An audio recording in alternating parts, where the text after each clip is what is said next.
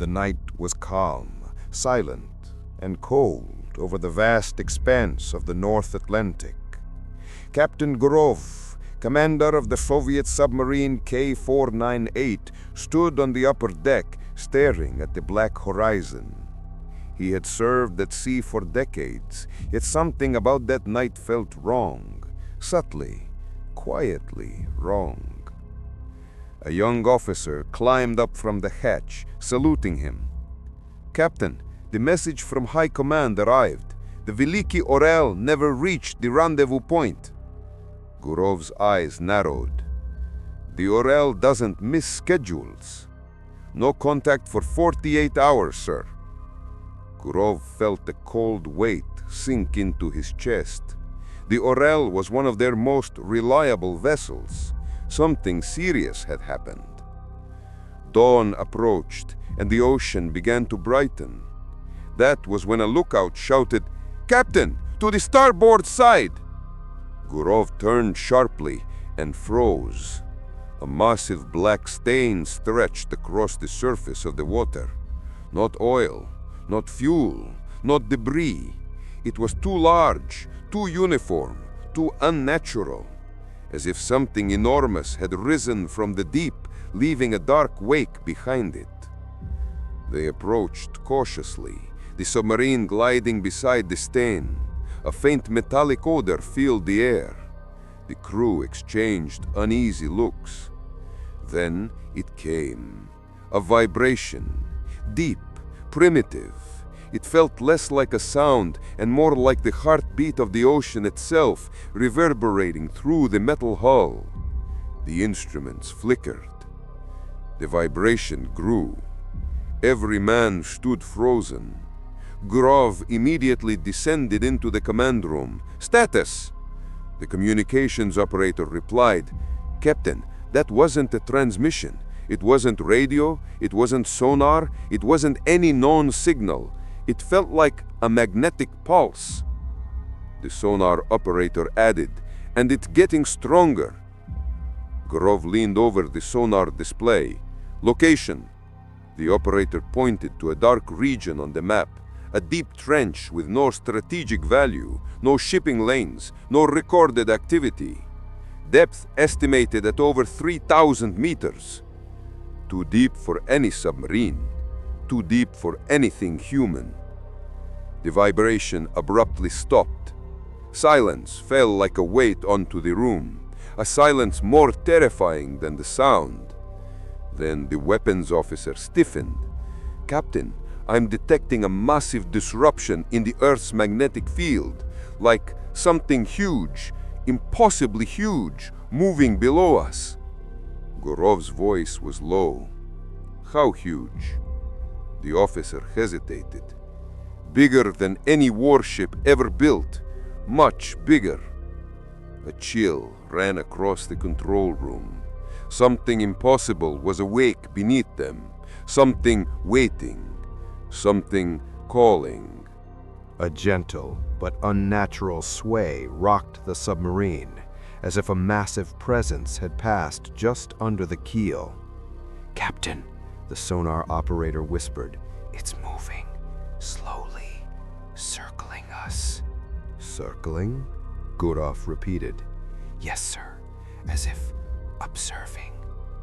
A cold silence spread. The operator swallowed hard. "But Captain, what if it wasn't observing us?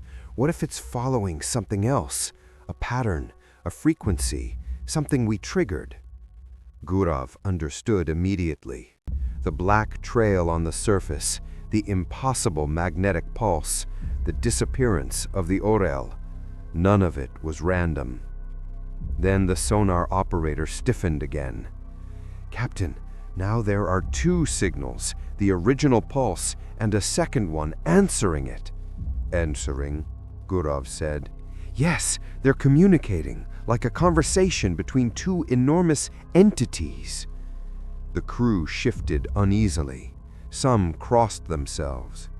The vibration returned, but this time rhythmic. Thum, thum, thum, thum. The communications operator leaned over his equipment. "Captain, there's something embedded between the pulses, a modulation, a pattern." "Meaning?"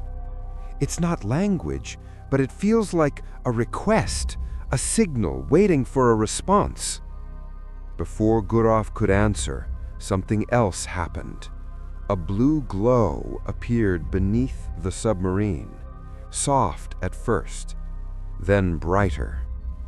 A faint column of luminescent mist rose from the abyss, shimmering like a living thing. The crew watched in horrified silence. "That's not natural," the first officer whispered.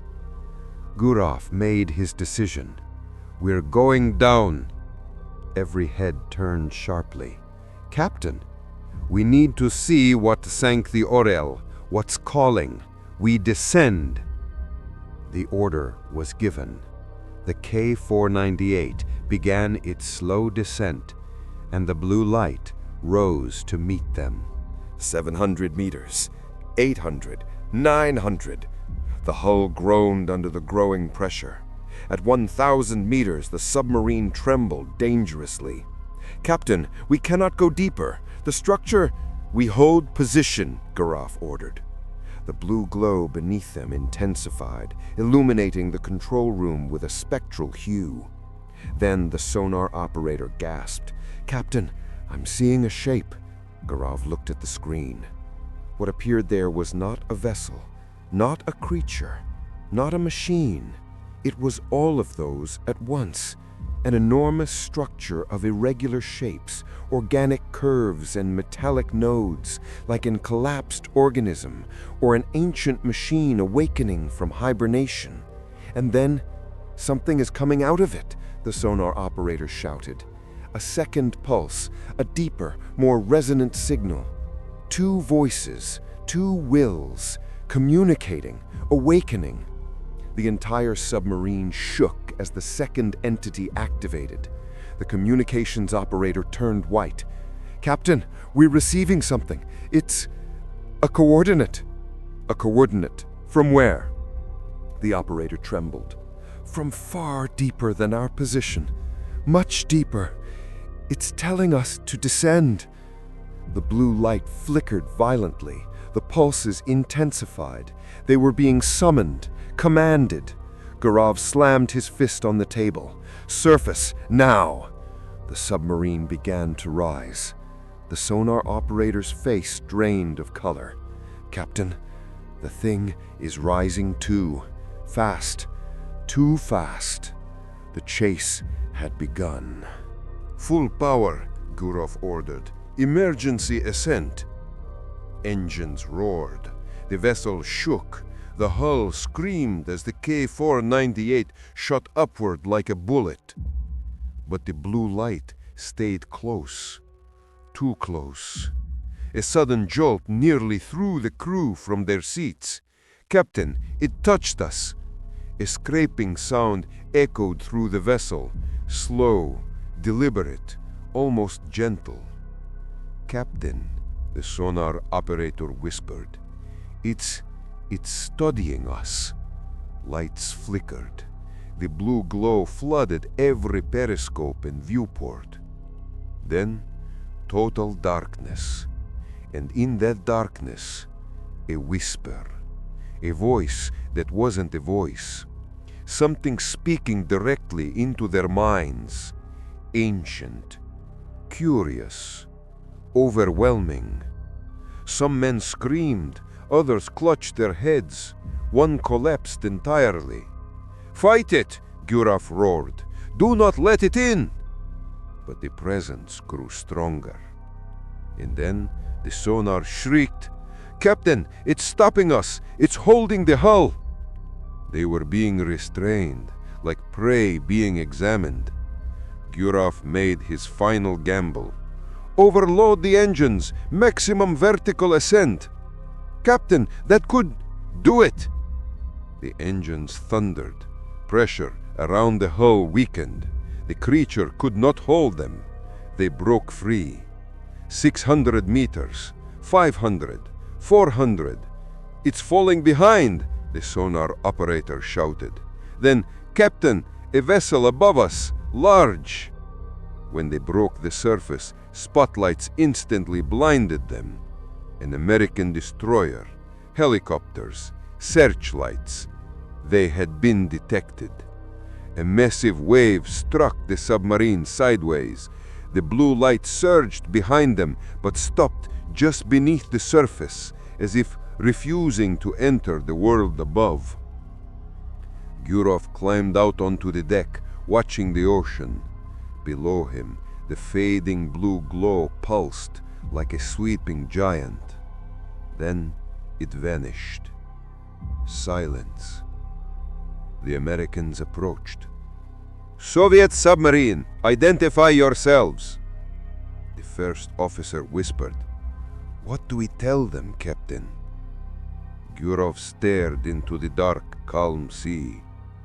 He knew the truth. No one would believe us. No one should. He lowered his head.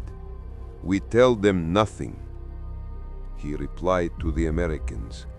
"This is submarine K-498. Instrument failure, requesting assistance." The first officer asked quietly, "And what about what we saw?" Gurov answered, "Nothing was seen, nothing existed." The sea was calm, but deep below, a faint pulse echoed. Thump, thump. A warning, a promise. "I am still here," and the darkness swallowed the sound.